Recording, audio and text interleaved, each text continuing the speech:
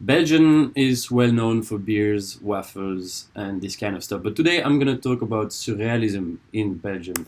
You probably know Magritte and this kind of painting, or this one, or also Paul Delvaux, less famous but quite cool, and more contemporary, Philippe Dujardin, who's making this kind of absurd architecture that reflects quite well the architecture in Belgium.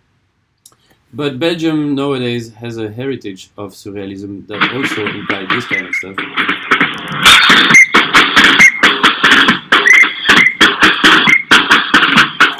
So yeah. Um, Another absurd thing in Belgium is the number of elected representatives. And you would think how many we have. We call Belgium sometimes Belgistan for this. We actually have 922 elected representatives. No, I'm kidding. We actually have 1,400 elected representatives in Belgium.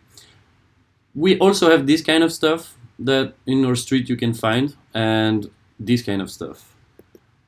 And oh, I'm sorry, this is not supposed to be here. I asked my assistant to remove that, but I don't know why it's here. Sorry, yeah. So actually, we invented cool stuff in Belgium, and we always forget about it. But sodium carbonate, which is used so much industries, bakelite, which is the old plastic, saxophone, dynamo, the Big Bang Theory, the contraceptive pill, the World Wide Web, invented with an American guy and a Belgian guy, and the internal combustion engine.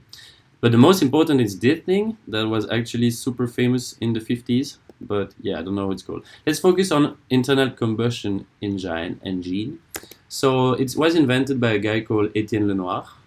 And this is basically what he invented. So you can find this in the first car of the world and in any cars, trucks, planes, and stuff. So this guy was actually important. And when you look at it, this is a true story. If you look at the family tree and you go down a bit in time, I'm there. I'm actually one of the old son of this guy, of this guy's sister. So I was like, okay, maybe we can estimate how many motors we have sold in history of time. And the figures are actually quite amazing. So I was like, maybe we could imagine if this guy have earned $1 per each motor or each car that has been sold, how much money would have been made today? And so I made complex quant analysis taking in consideration inflation rate, and I arrived this. After a certain time, it could be some cash, and then a lot of cash, and you know it should be a fuck ton of cash. So the question is, where the fuck is that money? Why am I not super rich?